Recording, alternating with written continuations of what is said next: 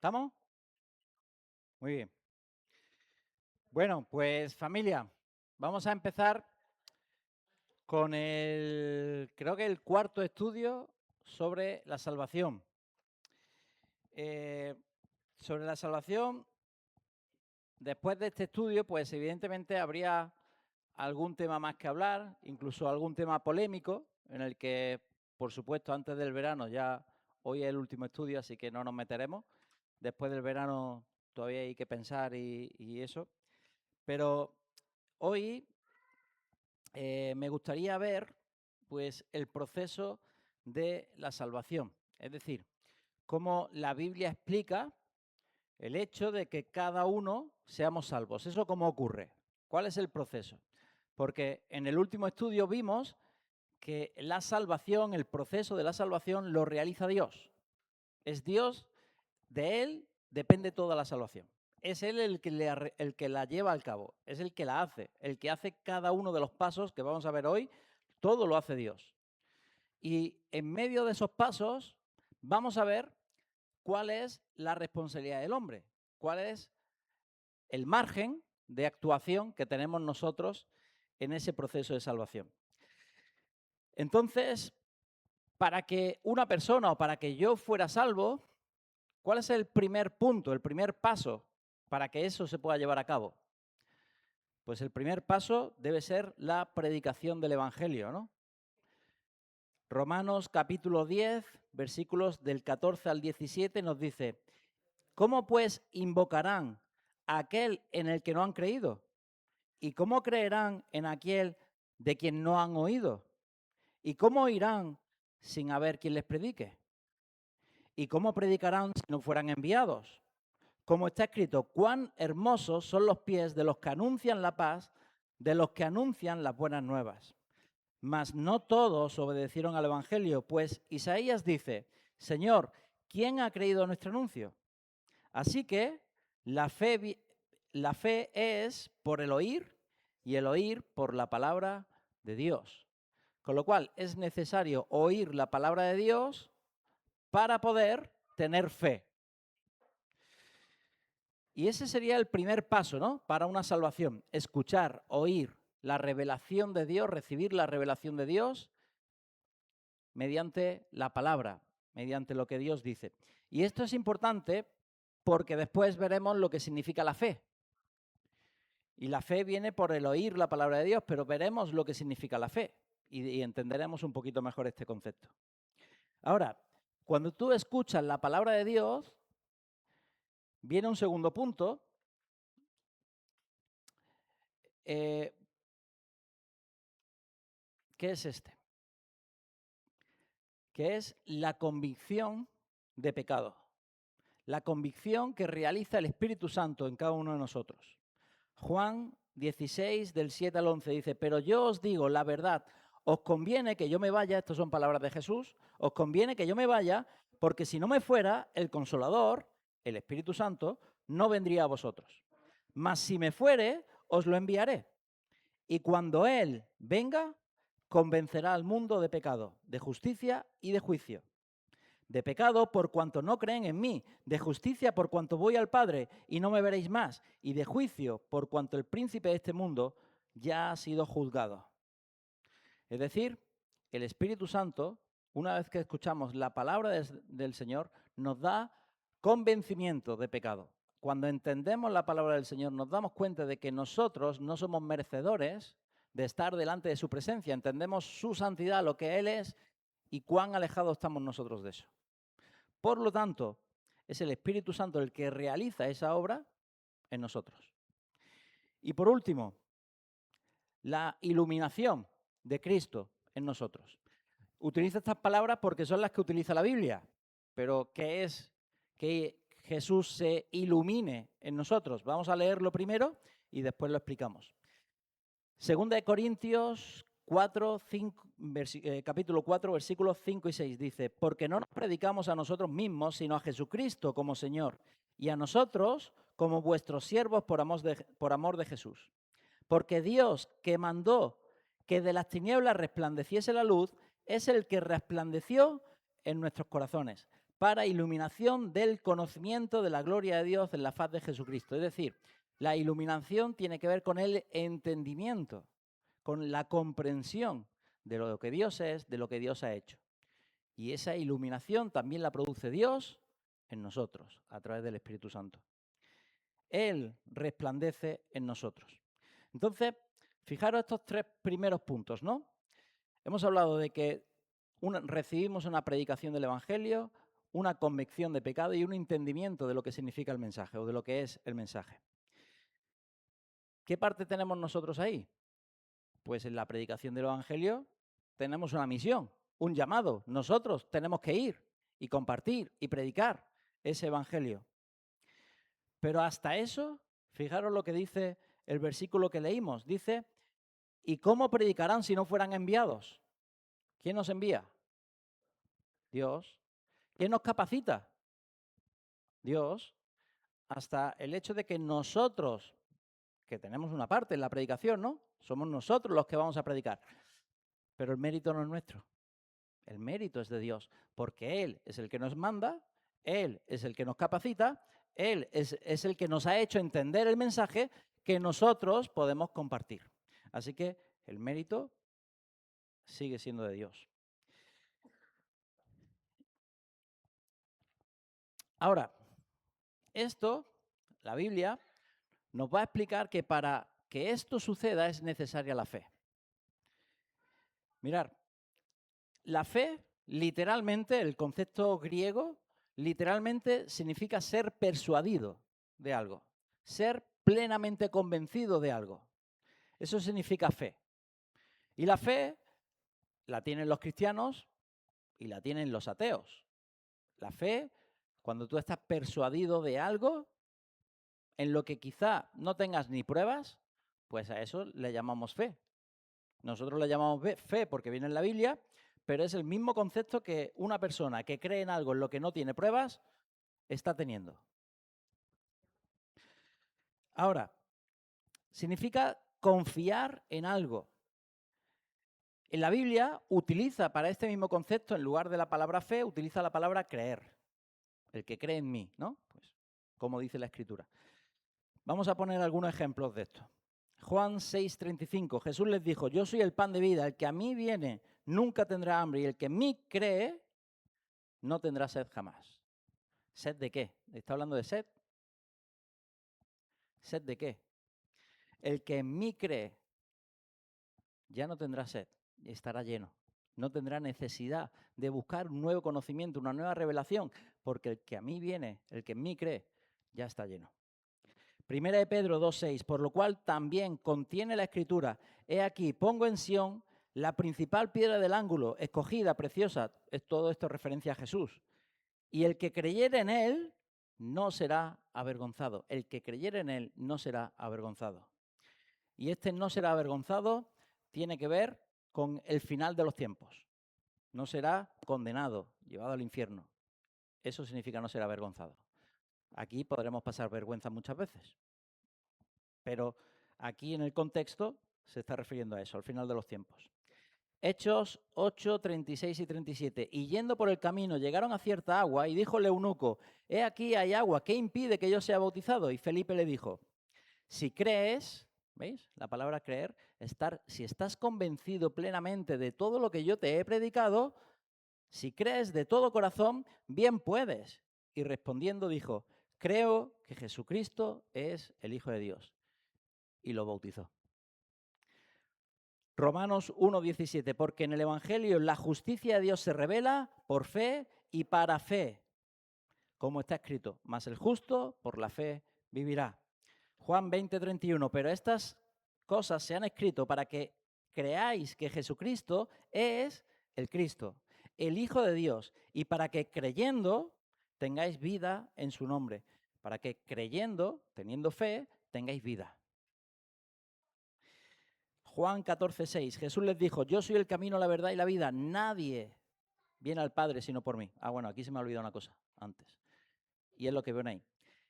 ¿Cuál es el objeto de esta fe? ¿Cuál es el objeto? ¿En qué debemos tener fe? La fe para recibir la salvación debe estar basada en algo. en uno, vamos a llamarlo objeto de la fe, el objeto de nuestra salvación. Y es, sin más ni menos, que Cristo, lo que Él es y lo que Él ha realizado, su obra. Y ahí venía el versículo que acabo de leer, ¿no? Nadie viene al Padre sino por mí. Si tú no crees esto, pues no es la fe que te lleva a la salvación. Primera de Timoteo 2:5 dice, porque hay un solo Dios y un solo mediador entre Dios y los hombres, Jesucristo hombre. No hay ningún otro mediador. ¿En qué tenemos que creer? ¿Quién es Jesús? El único camino al Padre, el único mediador entre Dios y los hombres, y aún más. Romanos 5:8 al 10 dice, mas Dios muestra su amor para con nosotros, en que siendo aún pecadores, Cristo murió por nosotros. Pues mucho más, estando ya justificados en su sangre, por Él seremos salvos de la ira. Porque si siendo enemigos fuimos reconciliados con Dios por la muerte de su Hijo, mucho más, estando reconciliados, seremos salvos por su vida o por su resurrección. ¿En qué tenemos que creer? ¿En qué se basa nuestra fe? ¿Cuál es el fundamento de nuestra fe? Jesús. ¿Quién era Jesús? ¿Y cuál fue su obra de sustitución, de entrega por cada uno de nosotros, para limpiarnos y perdonarnos de todos nuestros pecados? Ese es el fundamento, el objeto de nuestra fe. Por lo tanto, si nuestra fe está depositada en cualquier otra cosa, si nuestra fe tiene algunas diferencias en cuanto a este fundamento, si nuestra fe o si tenemos otras cosas al mismo nivel que este fundamento, es lo que quería decir, entonces yo os digo, no podemos estar seguros de ser salvos. En el momento que agregamos algo a este fundamento, ya no podemos estar seguros. Y lo peor que nos puede pasar, como he dicho ya algunas veces, ¿no? Creer que eres salvo y no serlo. Porque si tú crees que eres salvo, no vas a hacer nada ni a cambiar nada para ser salvo porque crees que ya lo eres. Y un día, como todos, moriremos. Y de repente te encuentras allí en el infierno. ¿Pero yo qué hago aquí? Si yo toda mi vida en la iglesia, si ayudaba a los demás, si leía la Biblia todos los días, en tu nombre echamos fuera demonios, hicimos milagros, sanamos a enfermos, nunca os conocí hacedores de maldad. Lo peor que te puede pasar es creer que eres salvo y no serlo. Pero claro, ¿cómo comprobar? Pues ¿en qué se basa tu fe? ¿En qué se basa? Una fe no adulterada, una fe firme, una fe estable. Este es el fundamento de nuestra fe. Ahora, esta fe nos lleva a un tercer paso, que es el arrepentimiento. La traducción literal o la palabra arrepentimiento en el Nuevo Testamento en griego es la palabra metanoia, que la traducción literal es cambio de mente. Es como yo siempre he pensado esto y de repente metanoia. Ahora pienso esto. Es cambiar radicalmente el pensamiento, el punto de vista. Por eso, esto es lo que significa arrepentimiento. Por esto, el arrepentimiento empieza en el entendimiento, pero le sigue con una práctica. Y ahora lo vamos a ver. Pero fijaros, Romanos 12:2 dice, para que veamos esto como empieza en el pensamiento, pero nos lleva a una vida, a una práctica. No os conforméis a este siglo, sino transformaos mediante la renovación de vuestro entendimiento. ¿Cómo puedo cambiar mi vida? Es decir, ¿cómo puedo no ser igual que las personas que viven en este siglo? ¿Cómo puedo que mi vida sea diferente? Y dice aquí, transformaos mediante la renovación de vuestro entendimiento, porque cambiando tu manera de pensar, metanoia, entonces serás transformado y no vivirás como forma este siglo. Y dice, para que comprobéis cuál sea la buena voluntad de Dios, agradable y perfecta. Vamos a ver algunos versículos como el arrepentimiento es algo esencial en la salvación, ¿vale? Yo lo estoy poniendo aquí en el proceso, ¿no? Hemos empezado con la predicación, el entendimiento. Esto nos ha llevado a una fe, a una creencia, a una convicción. Y esto nos lleva a un arrepentimiento. Pero el arrepentimiento es necesario. Mateo 3:2, Juan el Bautista. ¿De qué predicaba Juan el Bautista? Arrepentíos porque el reino de los cielos se ha acercado. Pero es que Jesús, cuando empieza, después de ser bautizado y empieza a predicar, ¿de qué predica la primera vez que predica? Arrepentíos porque el reino de los cielos se ha acercado. Exactamente las mismas palabras que Juan el Bautista. Marcos 1:15. Hechos 3:19 y 20. Primera iglesia, segundo discurso de Pedro. Dice, así que arrepentíos y convertíos para que sean borrados vuestros pecados, para que venga de la presencia del Señor tiempos de refrigerio y Él envía a Jesucristo que os fue anunciado. Hechos 11:18. Entonces, oídas estas cosas, callaron y glorificaron a Dios, diciendo, de manera que también los gentiles ha dado Dios arrepentimiento para vida. Hechos 20, del 19 al 20, por lo cual, oh rey Agripa, no fui rebelde a la visión celestial, sino que anuncié primariamente a los que estaban en Damasco, Jerusalén y por toda la tierra de Judea y a los gentiles que se arrepintiesen y se convirtiesen a Dios, haciendo obras dignas de arrepentimiento. Y fijaros, Apocalipsis 2:21, nos vamos al final de la Biblia. Y le he dado tiempo para que se arrepienta, pero no quiere arrepentirse de su fornicación. Es un discurso a una de las iglesias, allí en Apocalipsis. Le he dado tiempo para que se arrepienta, pero no quiere arrepentirse de su fornicación. Ahora, ¿qué es arrepentirse? Ya hemos dicho cambio de pensamiento, pero de manera práctica el arrepentimiento tiene 3 partes. La primera parte en el arrepentimiento viene ahí en rojo oscuro, que es reconocer el pecado. Cuando tú entiendes el mensaje de Jesucristo, cuando tú entiendes quién es Él y quién soy yo, te das cuenta de por qué estás tan lejos de Él. ¿Por qué tú no puedes acercarte a Él? Porque Él es santo. Santo, santo, santo. Santísimo, como lo quieras decir. Tan santo que en su presencia no puede haber pecado. Y tú eres pecador. De tal manera que toda persona, por cuanto todos pecamos, hemos quedado destituidos, alejados de la presencia de Dios. Romanos capítulo 3. Cuando yo entiendo el mensaje, me doy cuenta de que yo soy pecador y que por mis pecados lo que me merezco es el juicio y ser condenado. Y ese es el primer punto, porque si no hay reconocimiento, nunca va a haber arrepentimiento.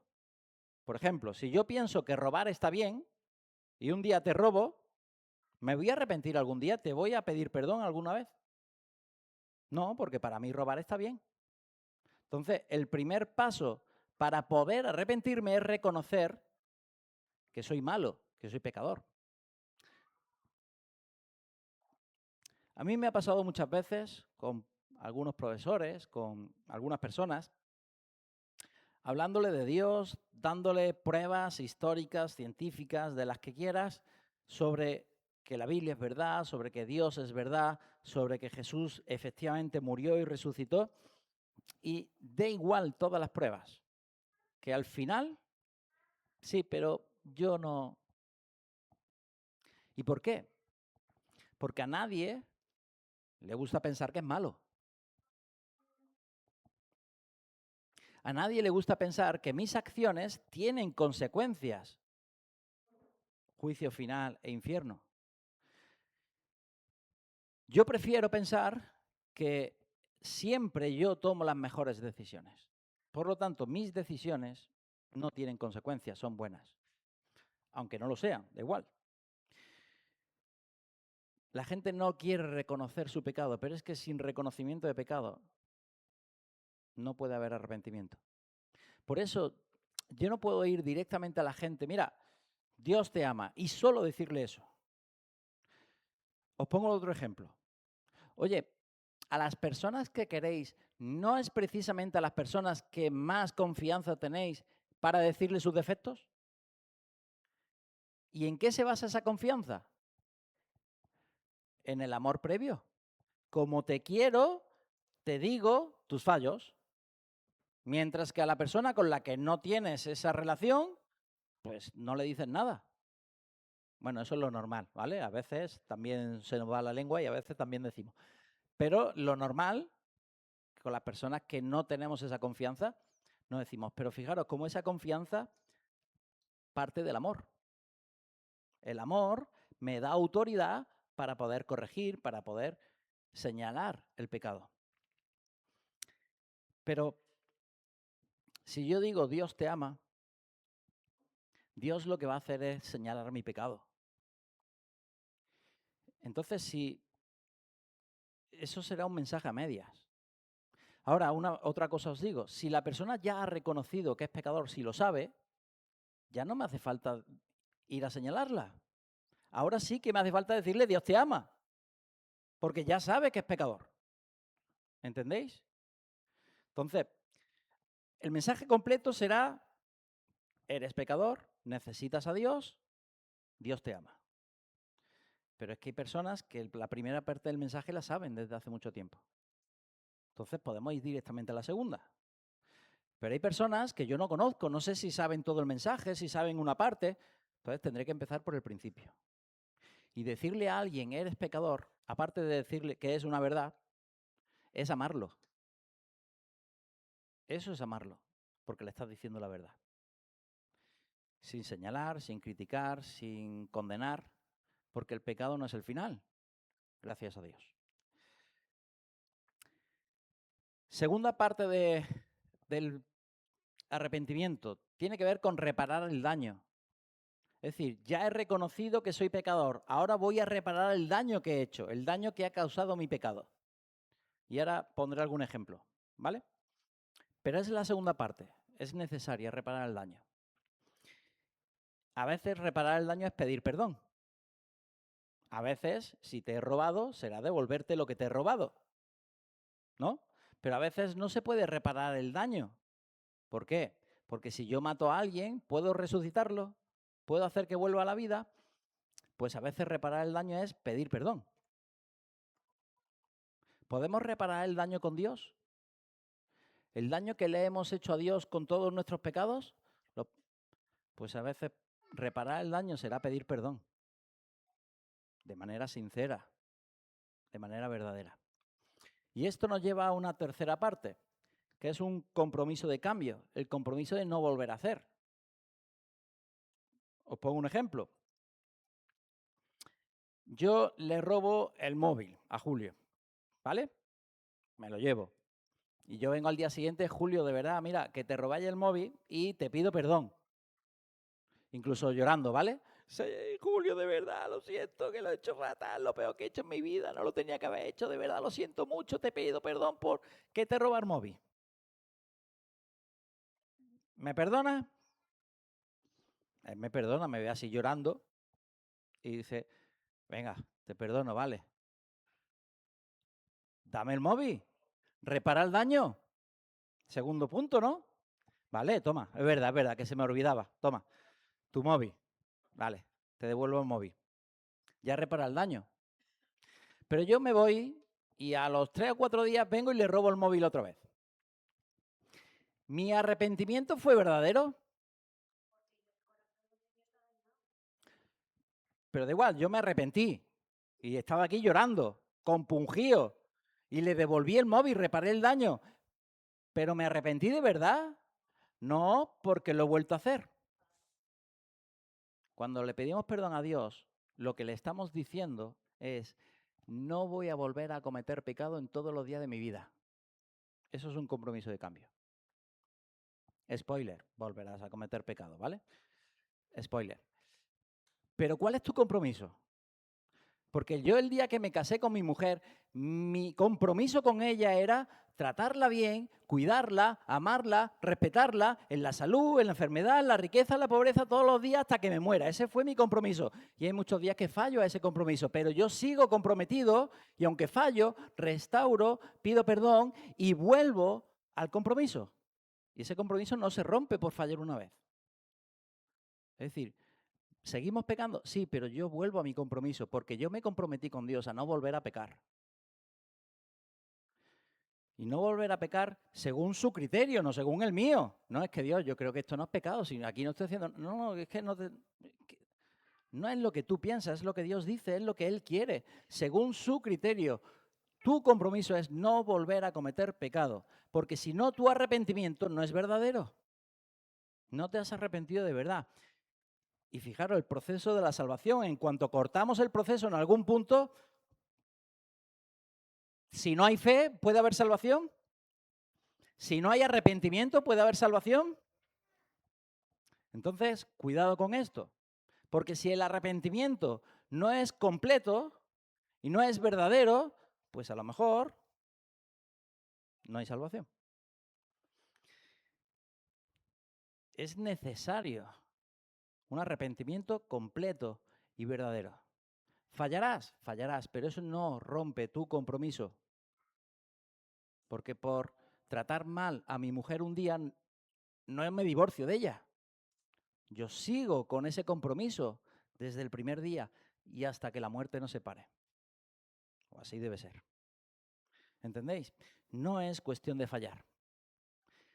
Y yo siempre digo esta frase, y la voy a repetir chorrocientas mil veces más, y ya me diréis pesado algún día, pero es que el pecado no es un problema para Dios, porque el pecado tiene solución. Dios tiene poder para solucionar el pecado, así que eso no es un problema para Dios, es un problema para ti, pero para Dios no. Ahora, lo que sí es un problema para Dios es la falta de arrepentimiento. Ahí Dios no puede mover ni un dedo, porque no puede perdonar a ese que no se ha arrepentido. Y mira que es todopoderoso, creador, pero no puede hacer nada. Te ve ahí, tiene ganas de perdonarte, te ve ahí que tú le has pedido perdón, pero es que tu arrepentimiento no es completo. Y te dice Dios, sí, pero es que estoy con las manos atadas, no puedo hacer nada por ti. Ahora, mi pecado, Dios no tiene problema con eso, ¿eh? Yo sí, pero Dios no. Porque Dios envió a Jesucristo para limpiar todos mis pecados.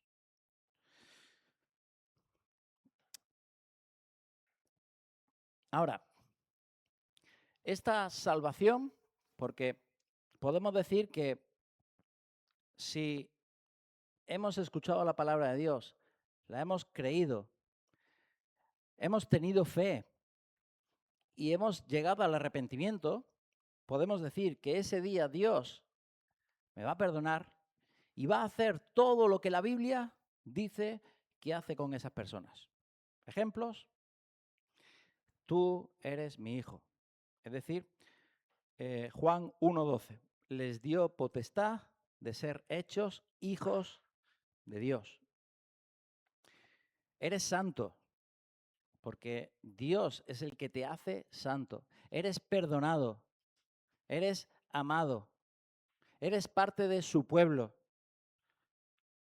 eres bendecido con toda bendición espiritual. Estás sentado en los lugares celestiales. Estarás en la presencia de Dios para siempre. Vivirás en el hueco de su mano. Tendrá cada uno de los pelos de tu cabeza contados. No permitirá que te ocurra nada en tu vida que tú no puedas soportar. Mandará pruebas a tu vida y te dará fuerzas para poder soportarlas. Y te dará una salida en días de dificultad. Porque no promete que no vayas a pasar sufriendo. Lo que promete es que aunque andes en valle de sombra y de muerte, no temerá tu corazón, porque yo estaré contigo. Y todo eso será una realidad en este momento. La salvación tiene unos resultados. Unos resultados desde el día de la salvación hasta la eternidad.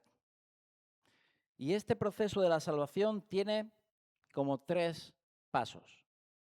El primer paso es la justificación, que hace ya como casi 2 años lo vimos cuando estábamos hablando de los atributos de Dios. Pero este es el momento en el que somos declarados justos ante Dios. Es decir, que nos libra de toda la culpa del pecado. porque la culpa que se me tenía que imputar, que se me tenía que aplicar a mí por todos mis pecados, vino Jesús y la pagó, porque la paga del pecado es muerte, y Él pagó la muerte por todos mis pecados. Por lo tanto, ya no soy condenado, he quedado libre. Eso significa justificación. Ahora soy cumplidor de toda ley, de toda la ley de Dios. Colosenses capítulo 2, versículos 13 y 14 dice: y a vosotros, estando muertos en pecados y en la incircuncisión de vuestra carne, os dio vida juntamente con Él, perdonándoos todos los pecados. Él anuló el acta de los decretos que había contra nosotros, que nos era contraria, y la quitó de en medio, clavándola en la cruz.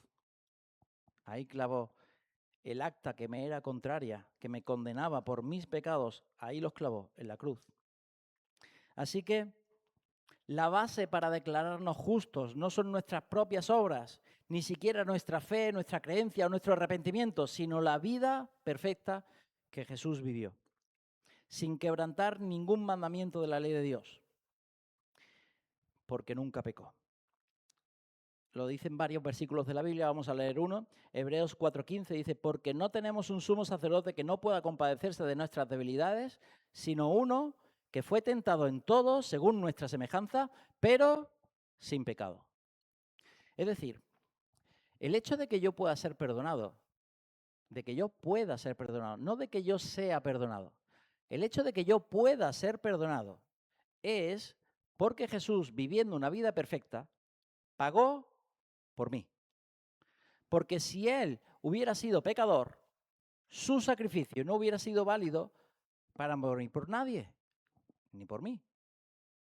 Por eso el fundamento de que la salvación sea posible es el hecho de que Jesús no pecara nunca, de que muriera, de que naciera y viviera y muriera sin pecado. Jesús siendo justo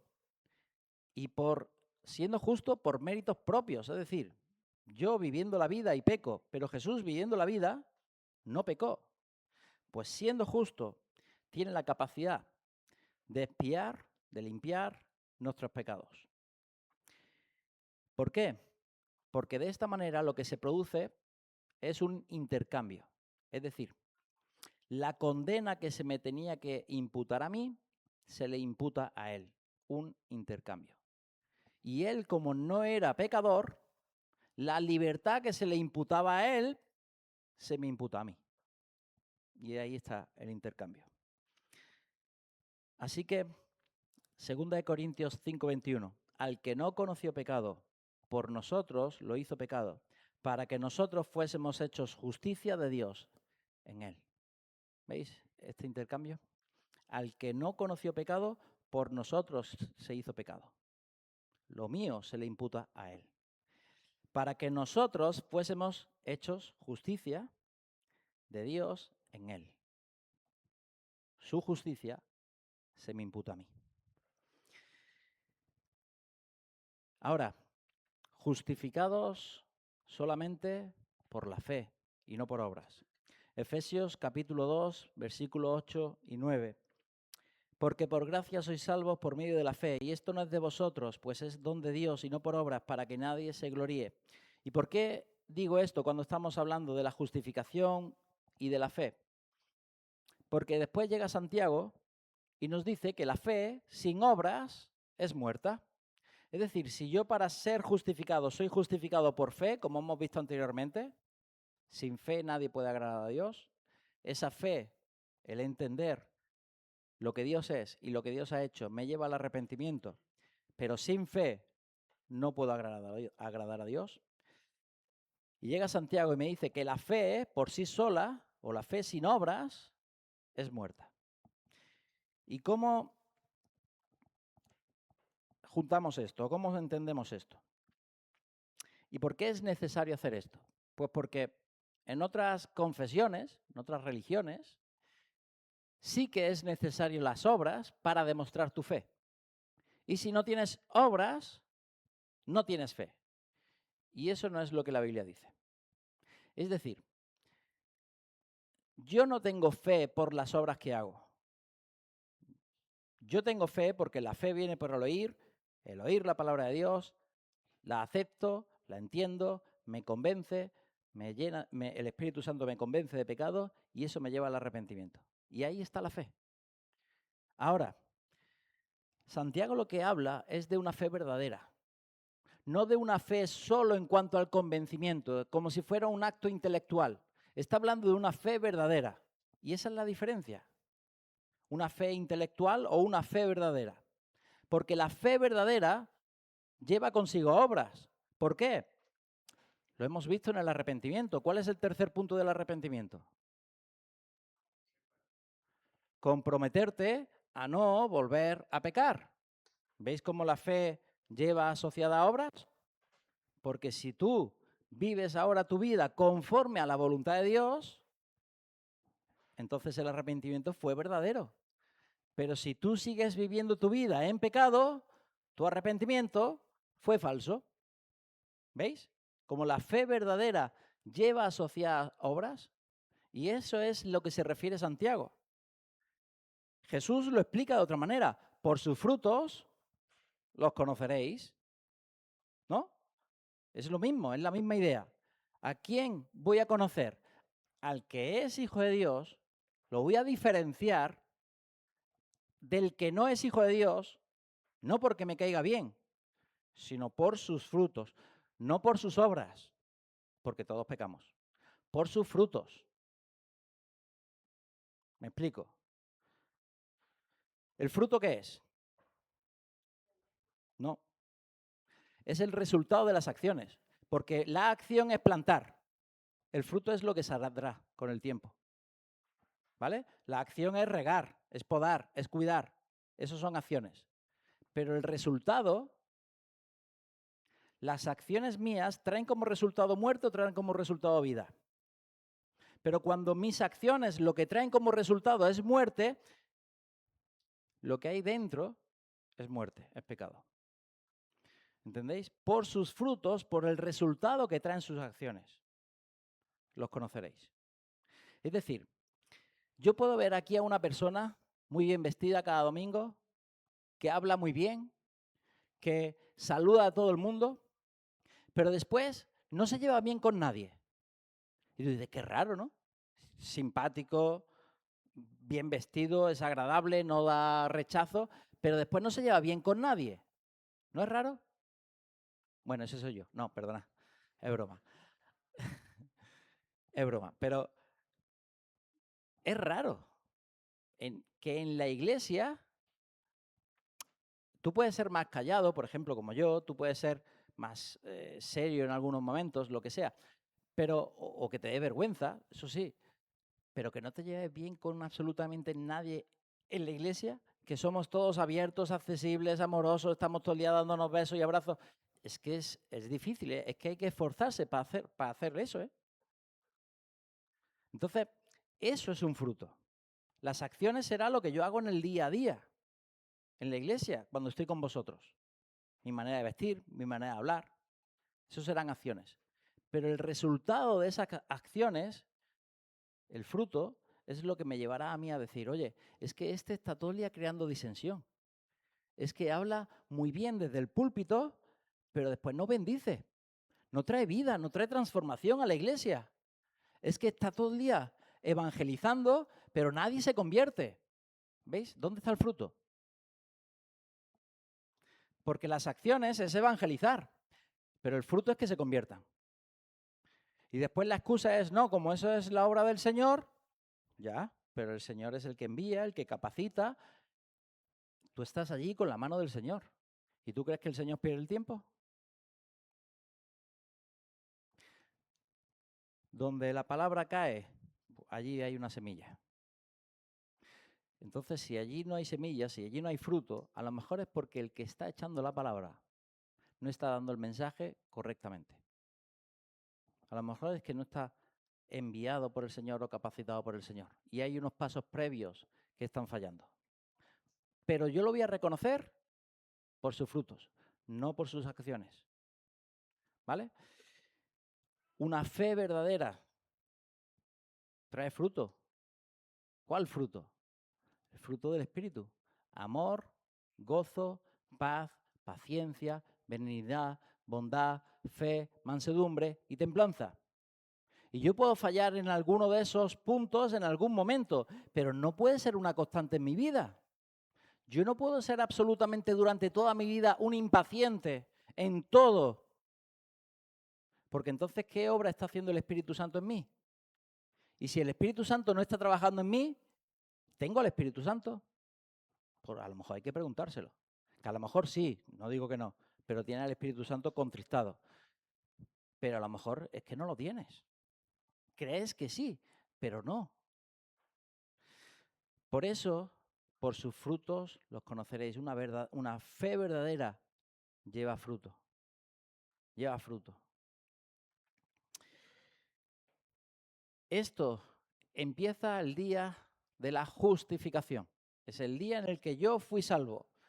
Fui hijo de Dios. El día que yo me arrepentí de verdad de mis pecados, porque a ti te puedo mentir, pero a Dios le puedo mentir. Dios sabe si te has arrepentido de verdad o no. A lo mejor tú no lo sabes, a lo mejor el que está a tu lado no lo sabe, pero Dios sí. Entonces, ese día eres justificado. Y desde ese día en adelante empieza el segundo punto de este proceso, que es la santificación. ¿Y qué es la santificación? Pues es el proceso mediante el cual Dios nos va limpiando de nuestros pecados y haciendo, y esto es lo importante, que seamos transformados a la imagen de Jesucristo. Que cada día yo me vaya pareciendo más a Cristo. Y Pablo dice así, ya no vivo yo, ahora vive Cristo en mí. Ojalá esté yo ya ahí, pero no.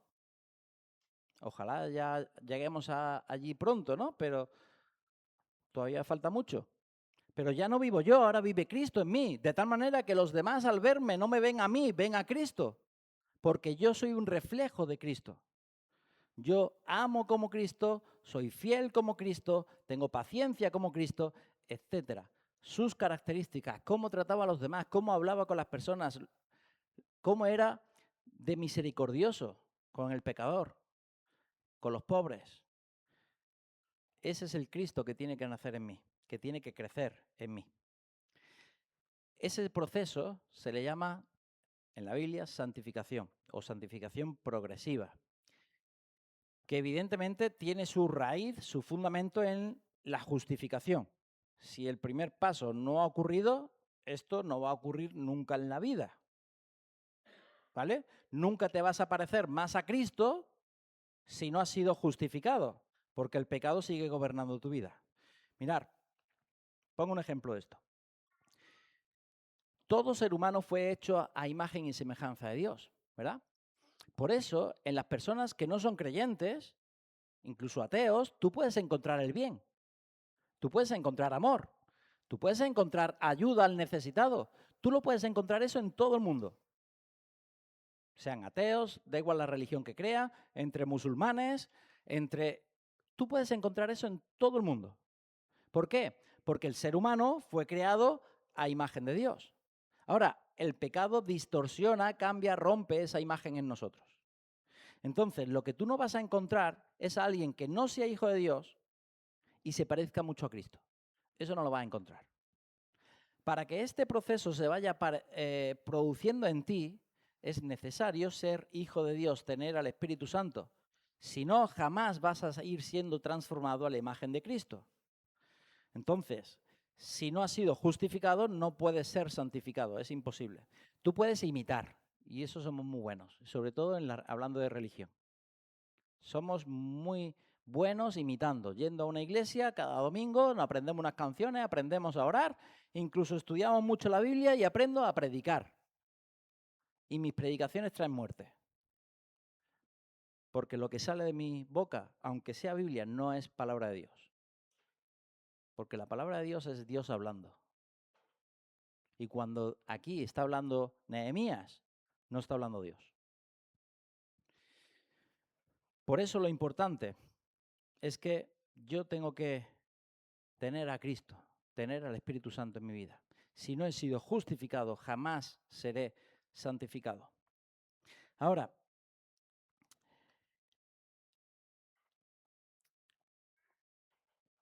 la santificación es el resultado y la consecuencia inseparable de la regeneración, de la salvación.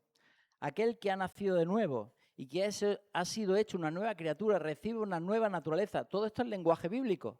Ser una nueva criatura, recibir una nueva naturaleza. Las cosas viejas pasaron y todas son hechas nuevas. Es decir, es que ya no soy lo que era. Ahora soy alguien nuevo, soy alguien diferente.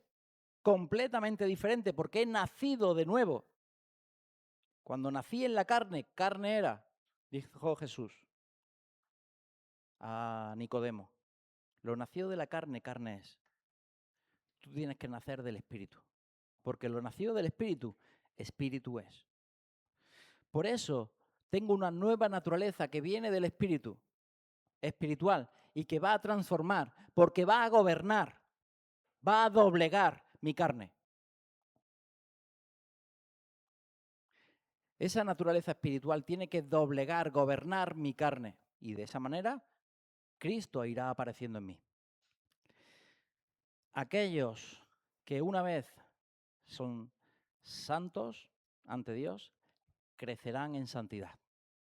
Es decir, yo soy santo porque mis pecados han sido borrados. Mis pecados ya no están presentes en mí, en mi ser. Cuando Dios me ve santo, porque es lo que Él ha hecho en mí. Pero ahora creceré en santidad en el transcurso de mi vida, hasta el día que esté con Cristo.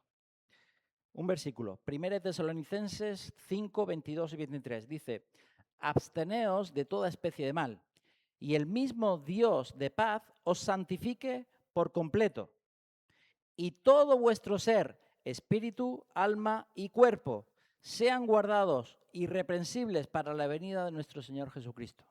¿Veis? Como todo mi ser, espíritu, alma y cuerpo, sea santificado, guardado, bueno, sea guardado irreprensible, pero todo tengo que ser santificado por completo. Por lo tanto, la santificación quiere decir que somos libres del poder del pecado en nuestras vidas.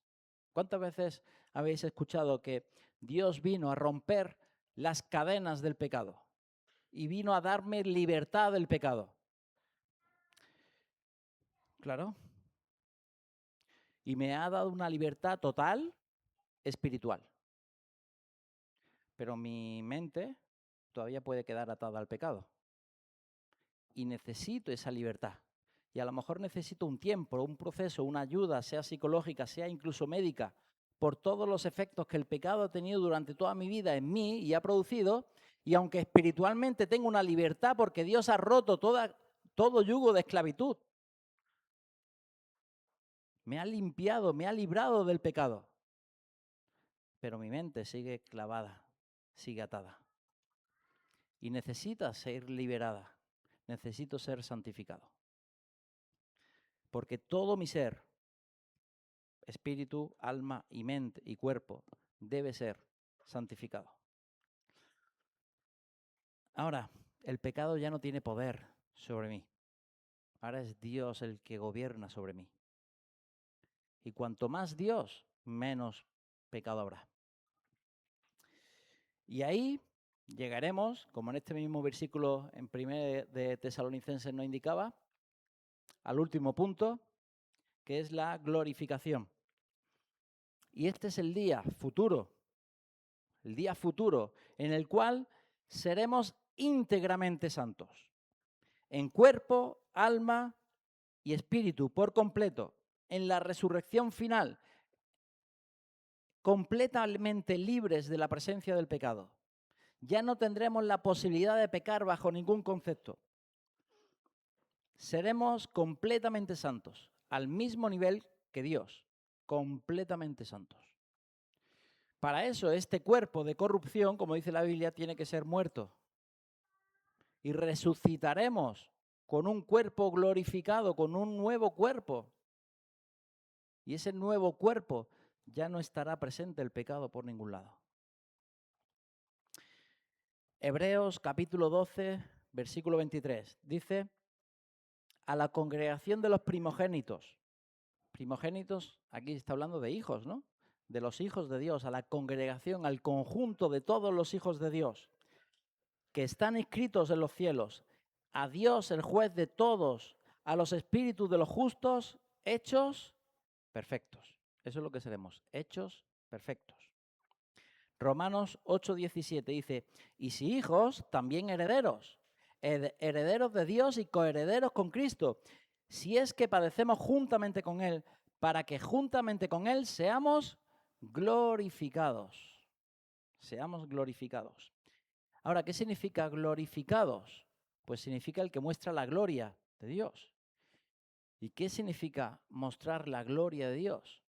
Pues ya lo expliqué en su día, pero significa mostrar las características de Dios. Es decir, yo le doy gloria a Dios en tanto en cuanto yo muestro las características de Dios, de lo que Dios es. En el momento en el que yo amo como Dios ama, soy fiel como Dios es fiel, soy justo como Él es justo, etcétera, etcétera, etcétera, todas las características de Dios, eso es darle gloria a Dios. Darle gloria a Dios no es mostrar respeto. Darle gloria a Dios no es reconocer o levantar su nombre, eso es alabar, eso es adorar, pero no es darle gloria. Darle gloria es mostrar lo que Dios es. Por lo tanto, seremos glorificados. ¿Qué significa? Pues que mostraremos a Dios en todos los atributos que Dios nos ha dado. Evidentemente, nunca vamos a ser todopoderosos, nunca vamos a ser omnipotentes, omnipresentes y omniscientes, porque esos atributos Dios no nos los ha dado, son suyos. Pero todos los atributos que Dios sí ha dado al ser humano, los mostraremos en total su esplendor, en todo su esplendor, al mismo nivel que Dios. Pero esto será allí en el cielo. Ahora, como hemos visto, toda la salvación es de Dios, la hace Dios. Él es el que nos justifica, Él es el que nos santifica cada día y Él será el que nos glorifica, el que nos llevará allá a su presencia. Toda la salvación es obra de Dios. Lo vimos la semana pasada, bueno, hace 2 semanas, lo estamos viendo hoy también y nos falta responder a esta pregunta. ¿Cuál es mi parte? ¿Tengo alguna parte?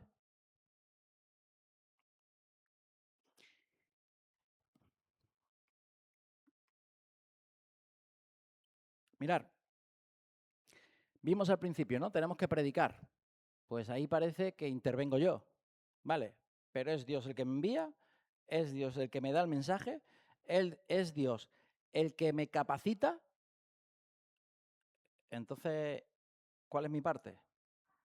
Bueno, muy pequeñita, ¿no? Solo es que Él me envía y digo, voy. Esa es toda mi parte.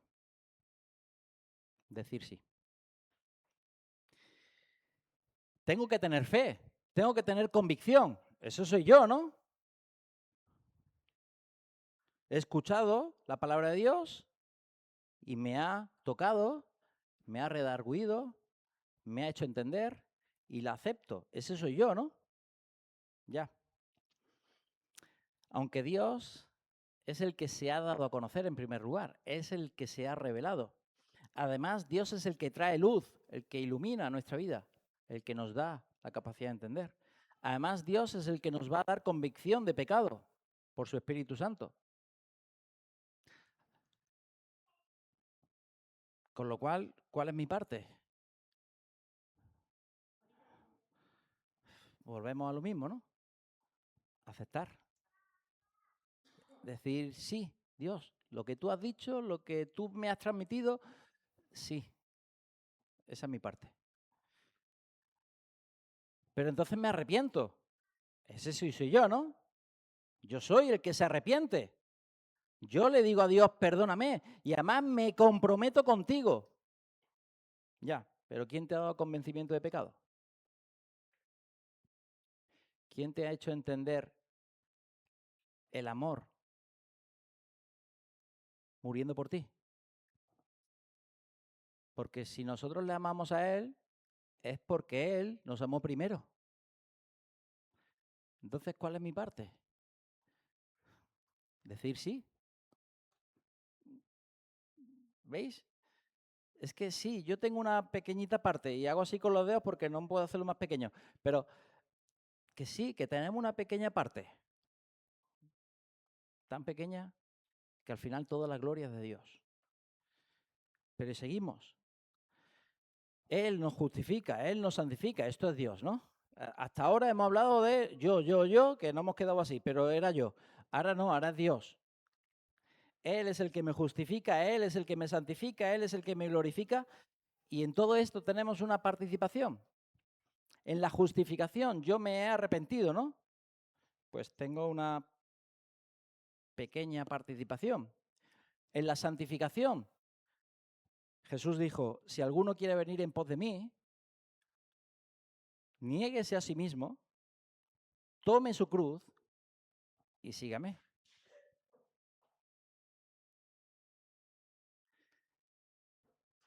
Niéguese a sí mismo, tome su cruz y sígame. ¿Qué pasó en la cruz? Murió Jesús, ¿no? Entonces, tomar mi cruz, ¿qué significa? Morir. ¿Y cómo muero cada día? Negándome a mí mismo. Ya no es lo que yo deseo, lo que yo pienso, lo que a mí me parece. Ahora es lo que tú dices, lo que tú piensas, lo que a ti te parece. Ahora es tu voluntad y no la mía. ¿Y qué dijo Jesús? Hágase tu voluntad y no la mía. Es morir. Es decir, ¿cuál es nuestra parte en la santificación diaria? En permanecer fiel al Señor. Morir. Y para ser glorificado, para irme ya al cielo con el Señor y resucitar, que eso lo hace Dios, ¿cuál es mi parte ahí? ¿Qué tiene que pasar para que yo me vaya al cielo? Morir. Entonces, ¿cuál es nuestra parte en todo este proceso? Morir. Porque cuando tú mueres con el arrepentimiento, se acaba el orgullo, se acaba el yo. Cuando tú mueres en la santificación, se acaba el gobierno, aceptas el suyo, mueres, te niegas a ti mismo. Y para ser glorificado es necesario que mueras literalmente, porque este cuerpo de corrupción no puede estar en la presencia del Señor. Por eso, como Dios lo sabe, ha preparado un cuerpo nuevo, glorificado, un cuerpo nuevo que sea capaz de mostrar sus características y te lo va a dar, para que nunca más estemos en la presencia del pecado. ¿Cuál es nuestra parte en todo el proceso de la salvación? Morir. Ese es el resumen. Esa es nuestra parte. Pero te digo una cosa, si no la haces, Dios no salva. Es una parte muy pequeña, ínfima. Es una parte que parece insignificante, pero que si tú no la haces, Dios no salva. Ni te va a salvar, ni te va a santificar. Y por eso dice 1 Corintios 15 que algunos serán salvos como por fuego. Yo siempre, como soy profesor, pongo el ejemplo, ¿no? Es como el típico niño que saca un 4,5 y llega al profesor y dice, venga, un 5. Es salvo como por fuego. Es aquel persona que es hijo de Dios, pero que sigue en pecado. Y está contristando al Espíritu Santo y no está dejando que el Espíritu Santo gobierne totalmente en su vida. Y así vive todos los días de su vida. Y aunque a ti y a mí nos parezca que eso no es un hijo de Dios, pues a Dios le parece que sí. Menos mal que no somos tú y yo los que juzgamos. Es Él, con toda su misericordia y su gracia. Si fuéramos nosotros los que decidimos, a lo mejor ni nosotros mismos íbamos al cielo, ¿eh? Fijaros lo que os digo.